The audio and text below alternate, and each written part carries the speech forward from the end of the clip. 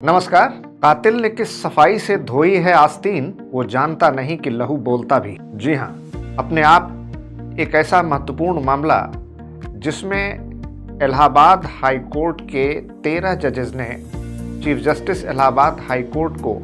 लिखित में ये रिक्वेस्ट किया कि सुप्रीम कोर्ट ने उनके एक सिटिंग ब्रदर जज के खिलाफ जिस तरीके के टिप्पणियां, ऑब्जर्वेशंस और बातें कही हैं और जो एडमिनिस्ट्रेटिव डायरेक्टिव दिया है कि इलाहाबाद हाई कोर्ट के एक सिटिंग जज को क्रिमिनल केस में अब उन्हें अलॉटमेंट न दिया जाए, किसी क्रिमिनल केस में उनको न बैठाया जाए, और अगर किसी क्रिमिनल केस में बैठाया जाए तो उनको एक सीनियर और सीजन्ड जज के साथ ही अटैच करके रखा जाए और जहां तक हो सके उन्हें केवल सिविल केसेस के लिए सुनवाई का मौका दिया जाए। क्योंकि सुप्रीम कोर्ट के जजेस ने यह कहा कि अपने जुडिशियल सर्विस के रिकॉर्ड में, अपने पूरे न्यायिक सेवा के दौरान उन्होंने इस तरीके का कोई ऑर्डर, इस तरीके का कोई ऑब्जर्वेशन नहीं देखा जिस तरीके का इलाहाबाद हाई कोर्ट के जज ने अपने एक जजमेंट में ऑब्जर्वेशन दिया है। दरअसल मामला क्या है? मामला यह है कि एक कंपनी जिसका नाम ललिता टेक्सटाइल, उसने लगभग 52,34,385 रुपए के धागे, थ्रेड्स सप्लाई किए शिखर केमिकल्स को, और शिखर केमिकल्स ने इन धागों के बदले में जो उसको रकम, जो पैसा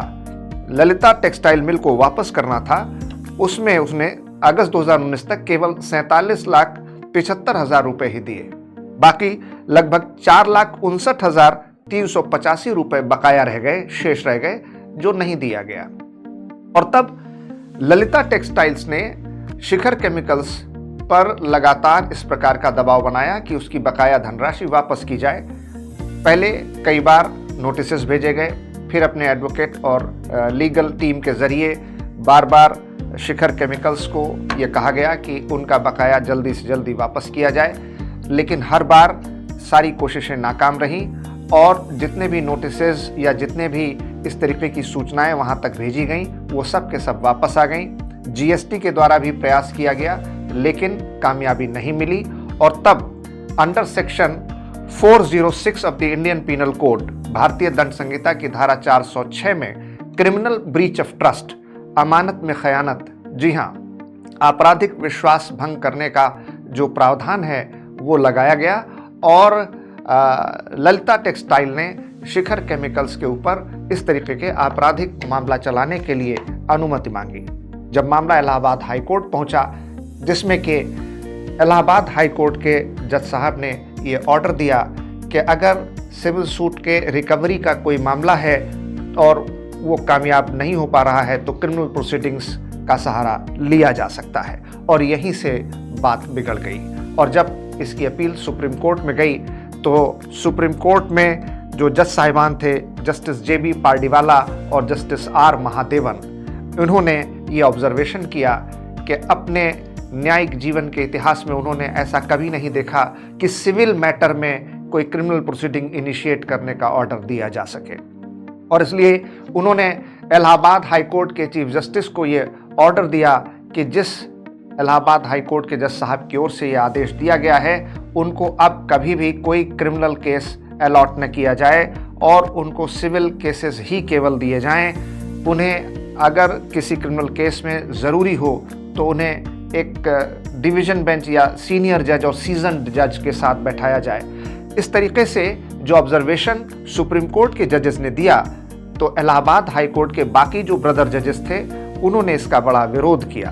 और उनको ये लगा कि सुप्रीम कोर्ट के पास हाई कोर्ट के लिए कोई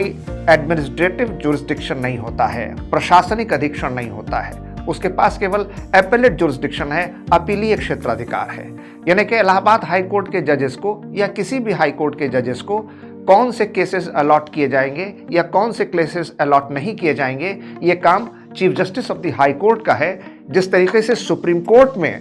chief justice of India master of the roster होते हैं, यानी कि वो तय करते हैं कि कौन सा केस किस बेंच में, किस जज के पास, किस पीठ को दिया जाएगा, किस में डिवीजन बेंच बनेगी, किस में कॉन्स्टिट्यूशनल बेंच बनेगी। इसी तरीके से हाई कोर्ट में कौन सा केस किस जज को दिया जाएगा, किन जजेस को किस तरीके के केसेस एलोकेट किए जाएंगे, ये काम चीफ जस्टिस हाई कोर्ट का होता है। तो सुप्रीम कोर्ट को दरअसल कोई अधिकार नहीं है कि वो किसी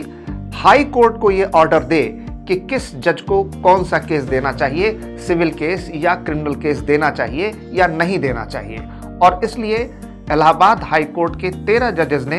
एक चिट्ठी लिखी और उस चिट्ठी में एक फुल कोर्ट रेफरेंस बुलाए जाने की मांग की, जिसमें इलाहाबाद हाई कोर्ट के चीफ जस्टिस से रिक्वेस्ट किया गया कि एक फुल कोर्ट रेफरेंस के जरिए उनकी बात सुप्रीम कोर्ट तक, ये पीड़ा, ये क्षोभ, ये कष्ट, ये वेदना सुप्रीम कोर्ट तक पहुंचाई जाए कि आप हमारे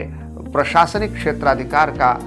आप नियंत्रण नहीं रखते हैं, आप हमें कोई प्रशासनिक आदेश जारी नहीं कर सकते हैं। अब ये मामला विवाद के साथ साथ तूल पकड़ गया और फिर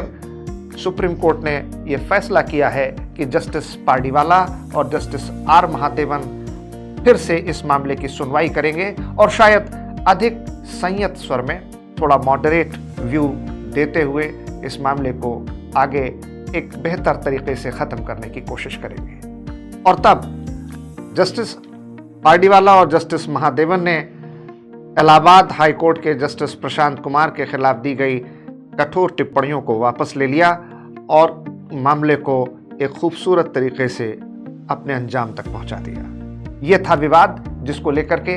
इलाहाबाद हाई कोर्ट के जजेस ने सुप्रीम कोर्ट तक अपनी पीड़ा, अपनी वेदना पहुंचाई है। इस तरीके के तमाम मामलों को देखने, जानने और समझने के लिए जुड़े रहिए वैद ICS लॉ के चैनल के साथ। देखते रहिए, शेयर कीजिए, सब्सक्राइब कीजिए और लाइक ज़रूर कीजिए। धन्यवाद।